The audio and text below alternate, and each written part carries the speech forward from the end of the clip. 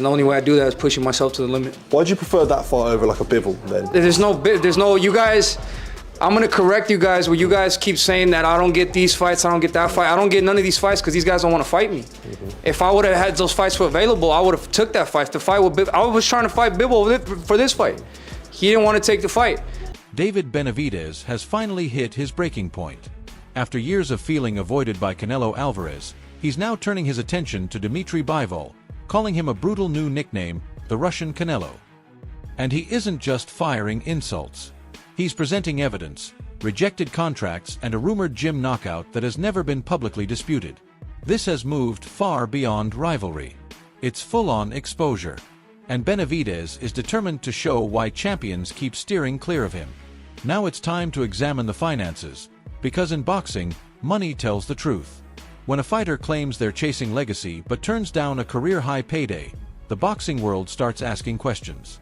According to Benavidez's promoter, Samson Lukovic, the paperwork proves Bivol wants no part of this fight. They revealed they offered Dmitry Bivol a massive $8 million last year. A real, signed offer meant to make one of the best fights in the sport finally happen. If the fight with Bivol, I was trying to fight Bivol for this fight.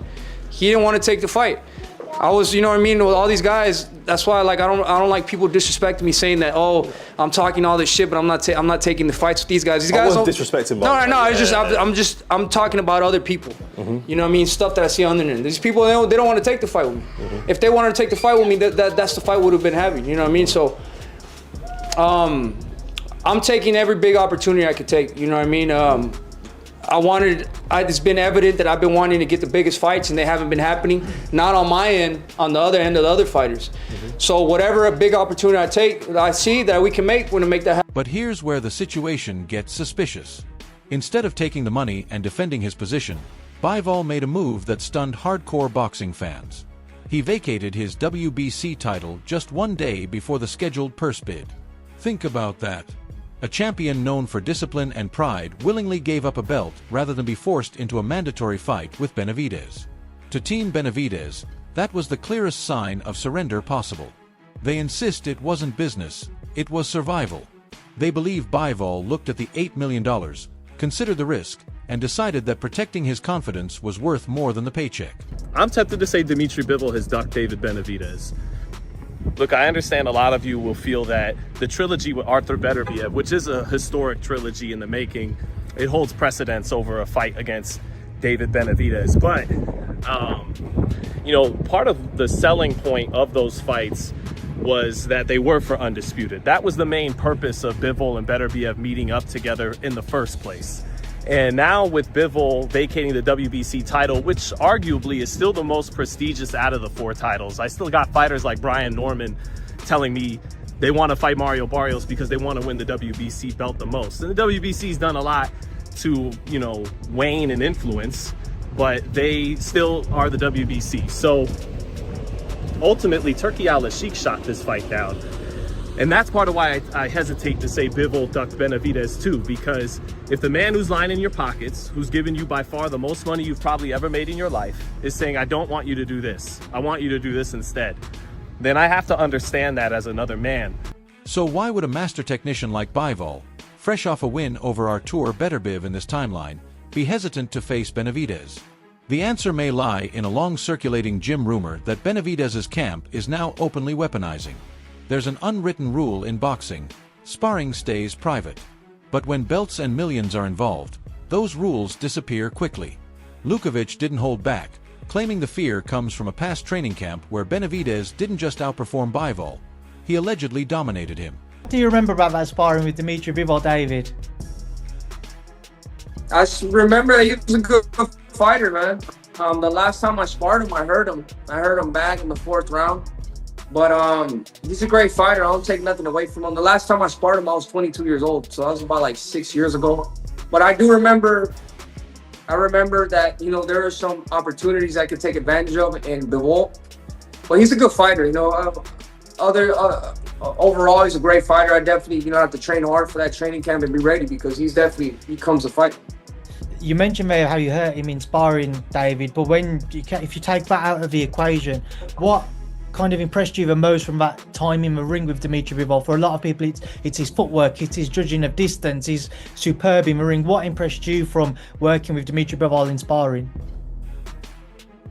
I mean, to be honest with you, I don't go in there and like, oh, I'm really impressed with what he does. You know, he moves around a lot. He keeps his distance. He uses his jab, and he has a good one too.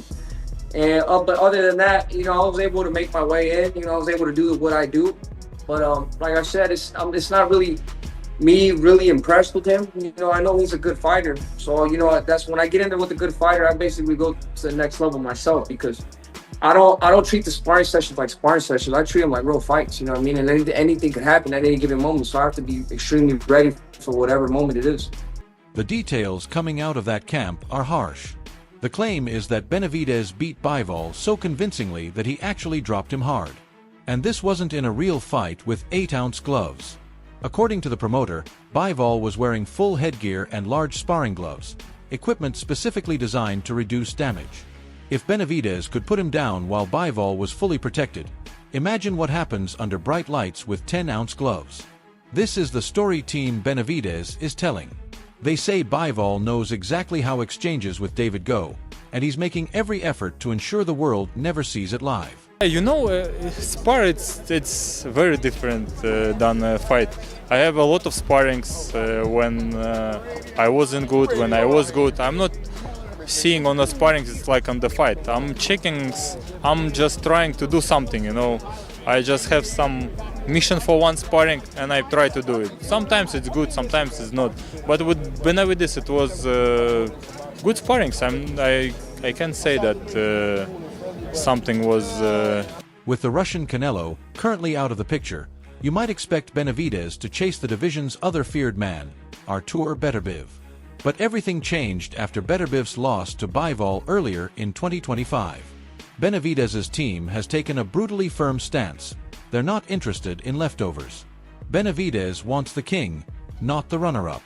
His promoter didn't sugarcoat it, saying Betterbiev brings nothing to the table now except a paycheck. It's a cold assessment of a former destroyer, but it shows the level of confidence Benavidez is operating with. He believes he stops Betterbiev and sees fighting someone coming off a loss as a step down. It's a power play. Benavidez is telling the division that he's the A-side, the attraction, and the one setting the terms. He's not collecting participation wins. He wanted the rematch winner. Since that isn't happening, he's carving his own path and leaving the old guard behind. The fight to me, obviously you and Bivol, but Betterbiev, that's a Mexican monster versus a Russian monster. That's two guys that I know you've had to visualize that fight, Betterbiev. Yeah. I mean, what you think about that? That's a crazy fight. You know what I mean? That's the biggest, all these guys, they're big risk, you know what I mean? But at the end of the day, what is life if there's no risk? What would life be if everything is just easy and handed to you? You know, this is what makes the sport of boxing so great, that you don't know what's gonna happen. You know what I mean? The only thing that is guaranteed is how hard you work for that training camp and how much you're willing to put in and sacrifice in the ring. Yeah. And that's what makes the sport exciting. You know what I mean? And that's what makes me me, because I've showed everybody that I'm willing to leave it all out on the line every single night. Every performance has been better than the last one. So that's what's guaranteed about me. Every time I get in there with the fighter that's good, you know, a better version of me. Complicating everything is Dmitry Bivol's current condition. He's been sidelined by back surgery, wiping out the entire second half of his 2025 campaign. Injuries are real, but the timing has only strengthened Team Benavidez's suspicions. Matchroom's Eddie Hearn has already indicated Bivol won't return until early 2026.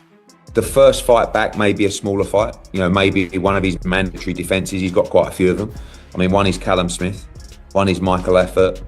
You know, WBA I think have a mandatory as well. He would have been out of the ring. He won't fight before March. So he would have been out of the ring for a year and would have had a couple of operations, one to his back, which was quite a serious operation. So the good thing about when I met Dmitry pre-operation, he was quite, not down in the dumps, but he was, you know, the injuries were kind of getting on top of him. And you know, when we were talking about his future, he was kind of saying, you know, I just want big fights. I just want the big fights. And now he's had the operation, he's recovered, he's excited to fight again. I think he's, you know, he feels like he has a much longer future. than maybe he did when he was feeling like shit with his injuries. So right now, you know, he's more motivated to actually get back in the ring and get some momentum again. I think Betterbiev, Benavidez, all these guys, they're absolute 100% must-make fights. It's just whether he has that one fight when he returns before a big fight in the summer. For a fighter like Benavidez, active, hungry, and frustrated, this sounds like yet another delay. It mirrors everything he experienced at 168 pounds. Wait for the champion's recovery. Wait for the tune-up fight. Wait for the champion to decide he's ready. Benavidez has had enough. The WBA may have guaranteed David as the mandatory challenger for whatever comes next, but guarantees don't pay fighters and they don't build legacies. Benavidez sees Bivol's absence not just as medical recovery, but as a convenient escape from the pressure of having the Mexican monster looming over him. You know, David's really confident about his chances against Bivol. I think the confidence comes from the sparring that he did with Bivol a few years back, and knowing how well he did against Bivol. I know like sparring's differently from like a real fight, but you still carry like confidence from those sparrings, right? Oh, absolutely. I don't know. I think he'd do well. I just don't think that he wouldn't do to Bivol what he done to Morel. I think Bivol will be doing that to him. But he should be confident. He fought a great fight. I had a guy spar with Bivol maybe when Bivol had maybe 15, 16 fights down in LA, Manny Robles' gym. I won't mention who it was, but we handled Bivol. And I thought, man, my guy just handled Bivol. They went 4 rounds. And then Bivol's next fight, he looks like a totally different guy. I mean, he looked like $1 million in the fight, and he looked like 20 cents when he sparred my guy. You know, maybe it was my guy doing that to him, but sparring is sparring. You know, maybe he was working on things. Maybe he was preparing. Maybe his coaches have, just like I do, his coach was having him do particular things that you have to improve on, and the other guy's having a great time, and it's great sparring for him, but he's working on things, you know. So it could have been that. My guy looked great against him, and like I said, in the next time I saw Bivol, I said, damn, this guy's pretty damn good. So sparring and the fights are two different things. So what does a fighter do when every champion in his division is either injured, coming off a loss, or vacating belts to avoid him? He moves up. If they won't fight him at light heavyweight, he'll find a war somewhere else. Benavidez has now announced a major career shift. After stopping Anthony Yarde, he's officially moving to cruiserweight for a May 2nd showdown against WBA and WBO champion Gilberto "Zurdo" Ramirez. 24 of those 27 by KO with 3 defeats. Fighting out of London, England, the beast from the east, Anthony Yarde.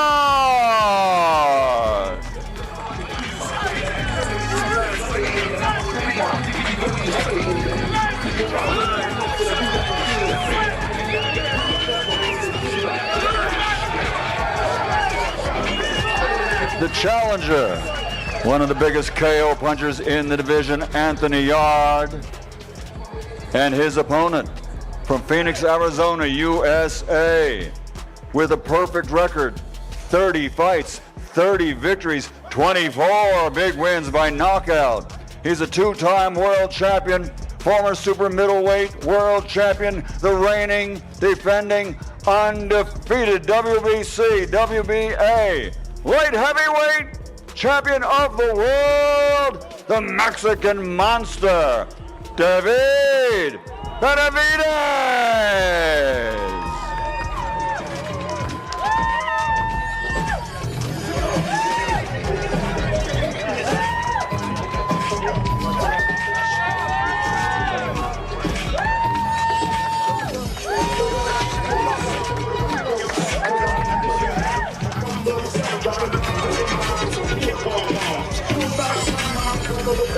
And first onto the scales will be the beast from the east, the challenger. This is a massive statement. Fighting on Cinco de Mayo weekend is a privilege usually reserved for the biggest stars in Mexican boxing, a date historically dominated by Canelo. By taking that date and facing a dangerous champion like Zurdo, Benavidez is sending a loud message. He isn't waiting for permission to be great. He's taking the toughest fight available, even if it means jumping weight again. While Bivol recovers and Betterbiev rebuilds, Benavidez is trying to add more belts in a matchup guaranteed to produce action. Bivol duck David Benavidez. Bivol decides to take on Betterbiev Riyadh season for the third time instead of Benavidez. That is clearly not a duck. Let me count the ways. 1, they are 1 for 1. For Bivol to just run off would be diabolical. Another thing, if Bivol fights Benavidez and not Betterbiev next, that's another year of Betterbiev getting older, further away from his prime. Benavidez is young, Betterbiev is old, so you got time. Don't forget, Betterbiev is scary. Bivol versus Betterbiev is a hard fight for a belt. To do that for a third time, to go into that shit and not run away with the undisputed titles is not a duck, especially when you get in that Riyadh. The narrative has now shifted heavily in Benavidez's favor among fans. By branding Bivol as the Russian Canelo, he's already labeled him a ducker before negotiations even begin. The spotlight is on Bivol now. When he returns in 2026, he won't just be defending a belt, he'll be defending his reputation. Team Benavidez has laid out their full case: the sparring stories, the rejected offers, and the momentum. David Benavidez is positioning himself as the best pound-for-pound fighter alive, and he doesn't just say it, he proves it. Whether Bivol eventually steps up or keeps stepping aside, Benavidez's train is moving fast, and he's leaving the runners behind.